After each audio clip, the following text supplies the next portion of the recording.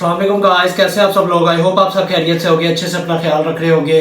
India finally clinched second test और level कर दिया सीरीज। बेसबॉल को लगी थोड़ी सी ब्रेक। सीरीज ये धमाकेदार होने वाली है। 5 टेस्ट मैचों की ये सीरीज है और दोनों 50-50 का हमें मुकाबला नजर आया। पहले इंग्लैंड ने टेस्ट मैच जीता और अब इंडिया ने लाइन क्रॉस कर ली और इस सीरीज में बहुत सी एक्साइटमेंट, बहुत सा फ्लेवर अभी बाकी है।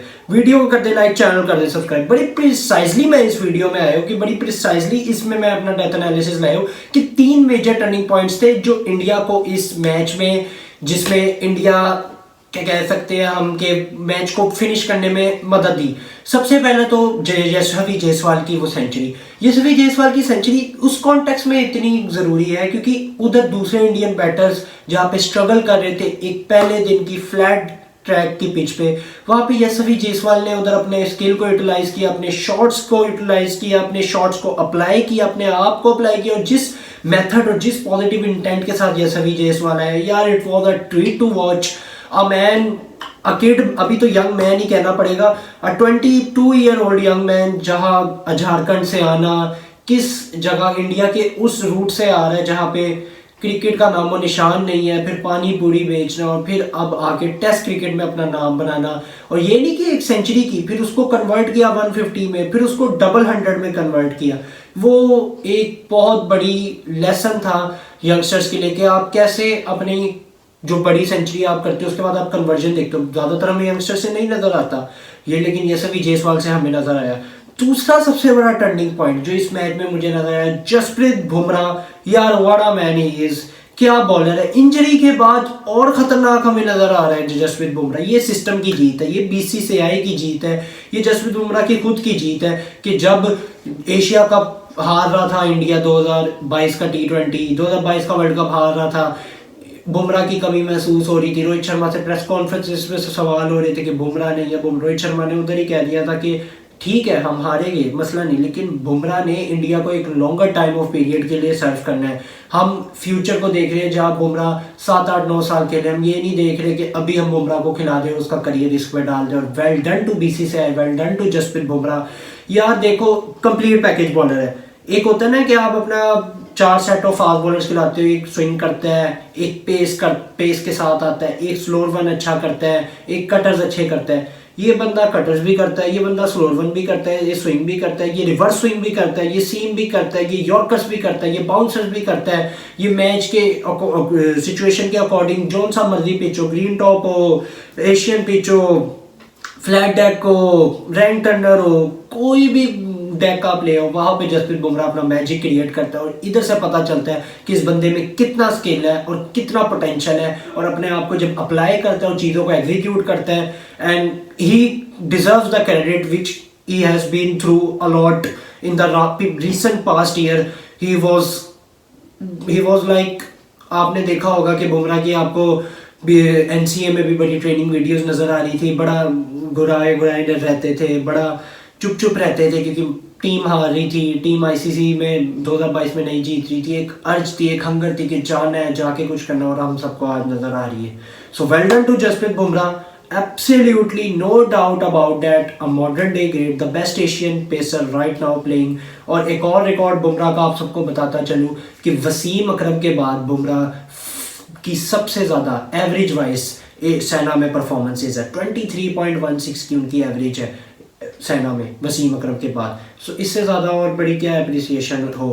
पहला बॉलर बन गया जिसने 100 विकेट्स लिए एशियन वर्ल्ड टीसी के दोनों साइकिल्स में।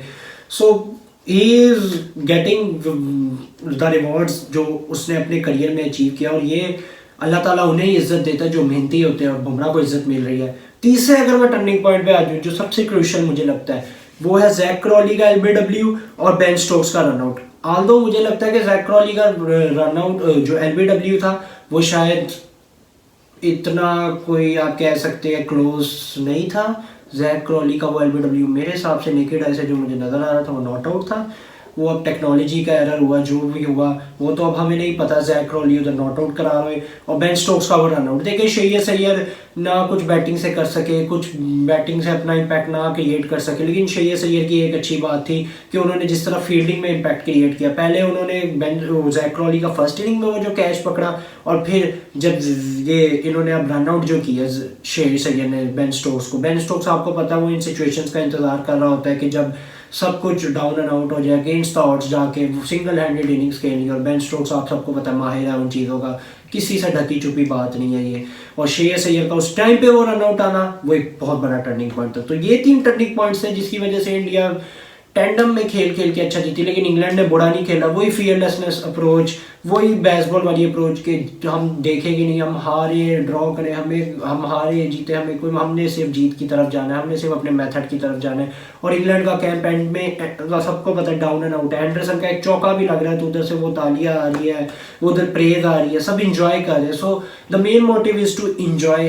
बेन स्टोक्स की कैप्टनसी में हमें नजर आ रहा है, और वो नजर आ भी रहा है हमें सीरीज में, इसी वजह से एक्साइटिंग बनाती है सीरीज को। इंडिया के लिए एक बहुत बड़ा विन है, कि बहुत बड़ा विन इस वजह से क्योंकि एक रैंक टर्नर पे नहीं आया, ये एक उस पिच पे आया है जहाँ पे फास्ट बॉलर्स के लिए भी कुछ था, जहाँ पे स्पिनर्स के लिए इतना कुछ नहीं था, एक बैलेंस कंडीशन पे आया। और ये एक बहुत बड़ा विन है इंडिया के लिए, क्योंकि ज्यादातर हमने पास में देखा इंडिया रैंक टर्नर बनाता था, थक 2.5 दिन 2-3 दिन 2.5 दिन 3 दिन में मैच खत्म। ऑस्ट्रेलिया जैसी टीम आती थी 3-2.5 दिन मैच खत्म। लेकिन इंडिया अब जब उन्होंने बैलेंस विकेट्स बनाई हैदराबाद के कंपैरिजन से इस मैच में, सो इंडिया का ये विन एक बहुत बड़ा मोरल बूस्टर है। अगले मैच में विराट भी आ जाएगा, फिर आपको के राहुल भी आपको देखता हुआ नजर आएगा। सो ये एक सीरीज को और एक्साइटिंग बनाएगा। कुछ अभी भी मुझे लगता है थोड़े से फ्लॉज है, जैसे कि बैटिंग के कन्वर्जन, जैसे हैदराबाद में भी था कि एक अच्छी खासी पार्टनरशिप जारी है, उसके बाद आप 34 रन पे आपने 5 विकेटें दे दी। फिर जब अक्षर पटेल और शुभमन गिल खेल रहे थे, शुभमन गिल और अक्षर पटेल खेलने के बाद जब उनकी विकेट गिरी, फिर वो भी है कोलैप्स हो गया। शुभमन गिल की भी मैं बात करना चाहूँगा, बड़ी नॉइस थी, बहुत सारे लोग इसको तनकीद कर रहे थे कि नहीं कर पाएगा, घंटे का किंग, ये सारी चीज़ें। लेकिन शुभमन गिल ने भी उस नॉइस को अपने अंदर ऑब्जॉर्व किया और एक अच्छी वाइटल इनिंग्स उसने अपने करियर सेविंग इनिंग खेली है। और टैलेंट तो है बंदे में, no doubt about that, skill set है, बस वही ना कि एग्जीक्यूट नहीं कर पा रहा था। जब मैदान में जाता था पता नहीं किस मेंटल टफनेस का शिकार था वो। अब इस 100 के पास हमें अब शुभमन गिल की गेम में शायद और बेहतरी नजर है। So well done India, well done to the test series which is going on, and it's an exciting series for us के जहाँ पे बेसबॉल भी हमें नजर आ रही है, जहाँ पे इंडिया का हमें एक बैलेंस्ड विकेट्स भी नजर आ रही है, जहाँ पे हमें ईच एंड एवरीथिंग नजर आ रही है। कम से कम बोरिंग नहीं हो रहा, मजा आ रहा है क्रिकेट देखने का। So waiting for the next test matches as well. आप मुझे देखते रहे, मैं आगे और भी ज़रा कुछ नए हम आशुतोष भाई के साथ आएंगे और इस मैच पे पूरा अपना ईच एंड एवरीथिंग, थोड़े स्टैट्स भी लाएंगे और थोड़ी सी जो हमने 2 टेस्ट मैचों में जो गलतियां देखी इंडिया की उन पे भी बात करेंगे। सो वीडियो को कर दे लाइक, चैनल को कर दे सब्सक्राइब। मैं मिलूंगा आपसे अगली वीडियो में, तब तक के लिए अपना बहुत सारा ख्याल रखें, दुआ में याद रखें। टेक केयर, बाय बाय, अल्लाह हाफिज़।